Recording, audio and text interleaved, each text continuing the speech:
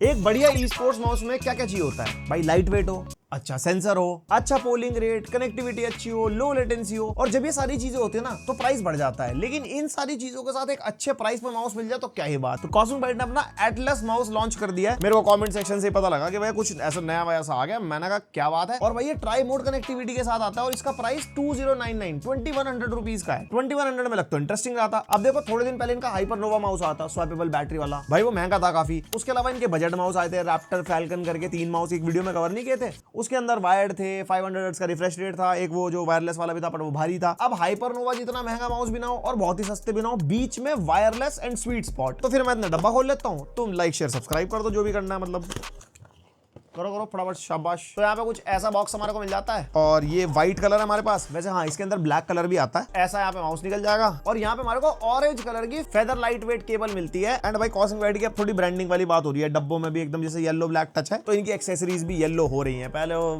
काली cable वो सब, अब ये चेंज हो रहा है। कंट्रोलर में भी हमने देखा था। और साथ में इसका कनेक्टिविटी का डोंगल मिल जाएगा। और ये जो केबल है ना, ये टाइप A to C वाली है। इसके साथ हमारे को कन्वर्टर मिल जाता है type A to type C वाला। अगर आपका पीसी नीचे रखा है या थोड़ा दूर रखा है, आपने कनेक्ट कर रखा है वायरलेस माउस और आपको कनेक्टिविटी में इशू आ रहा है, तो लंबी तार के थ्रू इस कन्वर्टर से अपनी डोंगल आप पास रख सकते हो माउस के, जिसमें मतलब ड्रॉप नहीं होना चाहिए बीच में से। किल विल भाई साहब दिक्कत हो जाती है बहुत ज्यादा।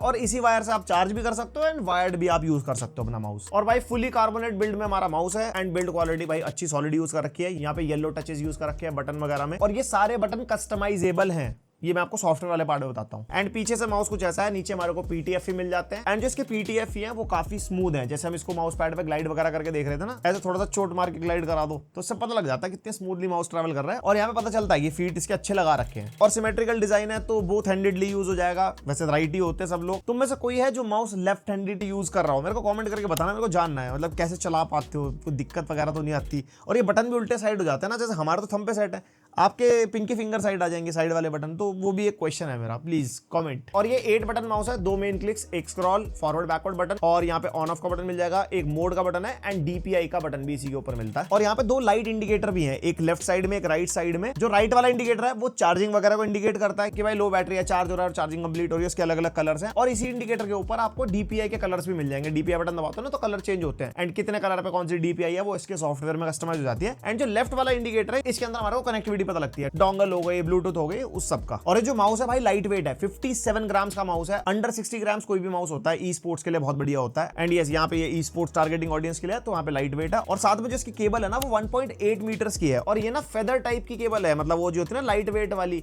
जैसे मान लो अगर आप वायर्ड भी यूज कर रहे हो, बैटरी डाउन हो गई तो ऐसे ना खिंचाव नहीं पड़ेगा। मतलब हैवी केबल होती है तो उससे लगता है ना मजा नहीं आ रहा, इसलिए लोग वायरलेस माउस प्रेफर करते हैं। तो यहाँ पे केबल भी उस हिसाब से यूज कर रखी है, मतलब एकदम वैलोरेंट, वॉरजोन, फ्री फायर।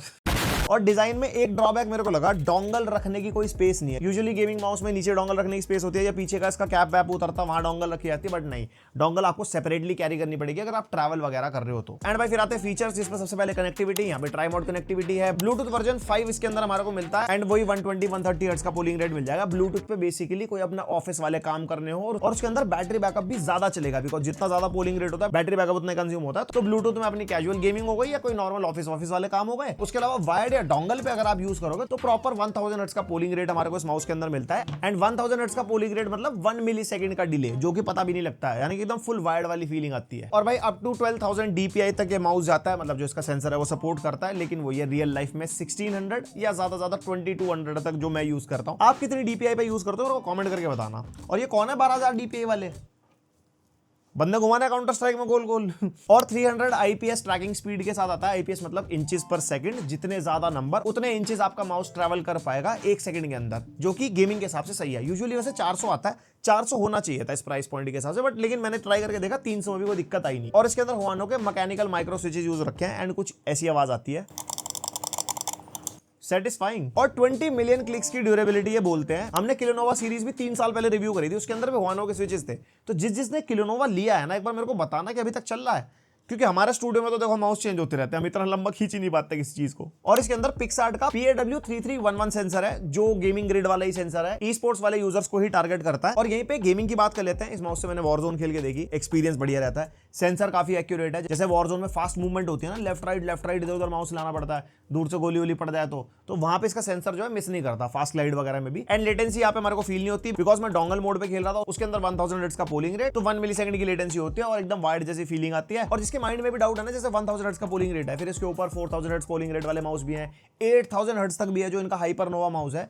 वो बहुत नेक्स्ट लेवल प्रोज, मतलब ई स्पोर्ट्स में करियर बनाने उन लोगों को माउस टारगेट करते हैं। अगर आप एक एंट्री लेवल गेमर हो या डे टू डे गेमर हो, जैसे मतलब मैं गेम खेलता हूँ वेनम गेमिंग वाले चैनल पे, वो बात अलग है, तुम्हारा भाई थोड़ा सा प्रो है तो हमारे जैसों के लिए ठीक है 1000 हर्ट्ज का पोलिंग रेट। और मैंने एक चीज नोटिस करी, इसके पीटीएफ भी अच्छे खासे स्मूथ है, जो ग्लाइड है ना, वो एकदम फ्रिक्शन वगैरह फील नहीं होता। मेनली माउस के अंदर पीटीएफ भी बहुत मैटर करता है, एंड यहाँ पे मैं कहूंगा इसके अंदर डिसअपॉइंट नहीं करते। और कंफर्ट भी अच्छा है माउस का, जैसे मेरे छोटे हाथ हैं और हार्दिक के थोड़े मोटे हाथ हैं और शुभम के थोड़े से पतले और लंबे हाथ हैं, तो तीनों टाइप के लोगों ने इस माउस को चलाया गेम खेलने के लिए। यहाँ पे हम तीनों का यही कहना है कि माउस कंफर्टेबल है, क्योंकि बिल्कुल सिमेट्रिकल शेप में आता है। जैसे लॉजिटेक की जी सीरीज वाले माउस नहीं होते, कुछ लगभग वैसी इसकी शेप है, तो यहाँ पे आपको मतलब कंफर्ट वगैरह में कोई प्रॉब्लम आएगी नहीं। मोटे हाथ वाला आदमी आ गया, सिर्फ हाथ ही मोटे नहीं है इसके, तू समझा। और माउस के नीचे ही डीपीआई का बटन है, अपनी सेंसिटिविटी ऑन द गो भी चेंज कर सकते हो, वरना डीपीआई का बटन नहीं होता तो भाई चलते गेम में सॉफ्टवेयर खोलो और अपने हिसाब से होता है ना भाई चेंज करना हो, वो तो बात अलग है, एक बार कर लो तो काम हो जाता है। लेकिन अगर आप मल्टीपल डीपीआईज पे खेलते हो, स्नाइपिंग में, एआर में, और तुम्हें लग रहा है कि भाई कुछ चीजों पर नीचे, तो अपनी कस्टम डीपीआई सॉफ्टवेयर में कर लो और नीचे से बटन दबा के अपने हिसाब से खेलते रहो। 5 डीपीआई के ऑप्शन हमारे को मिलते हैं, और डीपीआई का बटन को नीचे से नहीं प्रेस करना, तो फॉरवर्ड बैकवर्ड बटन पे भी कस्टमाइज हो जाता है इसके सॉफ्टवेयर के थ्रू। और जब इतनी सॉफ्टवेयर की बात होगी तो सॉफ्टवेयर भी देख लेते हैं। तो यहाँ पे कुछ ऐसा सॉफ्टवेयर हमारे को मिल जाता है, यहाँ पे सारी कीज आ रही है, किसी भी की को आप सेलेक्ट करोगे, फॉर एग्जाम्पल 6 हमने सेलेक्ट किया, और यहाँ पे नीचे आप देख सकते हो कोई भी मीडिया फंक्शन आप असाइन कर सकते हो इस की के ऊपर,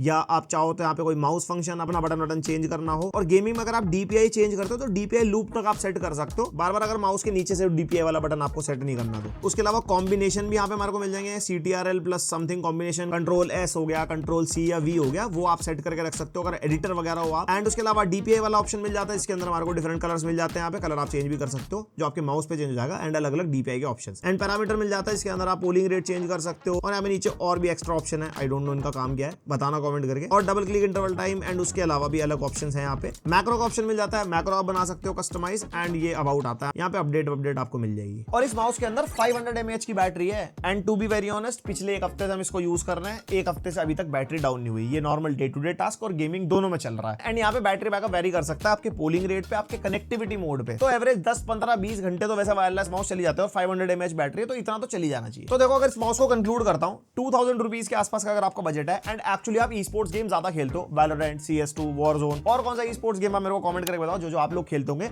आप डेफिनेटली इसको चेकआउट कर सकते हो। अगर बहुत ही ज्यादा प्रो लेवल पे खेल रहे हो तो इससे महंगे ऑप्शंस के लिए जाओ, अगर आप एंट्री लेवल कैजुअली खेल रहे हो तो डेफिनेटली आप इसको चेकआउट कर सकते हो। फीचर लोडेड है, कमी मुझे कुछ लगी नहीं। बाकी आपके क्या थॉट्स है कमेंट करके बताओ, और किसी से कंपैरिजन चाहते हो, कुछ है माइंड में डाउट किसी और माउस और इसमें, तो कमेंट करके पूछ लेना, मैं रिप्लाई करने की पूरी कोशिश करूंगा।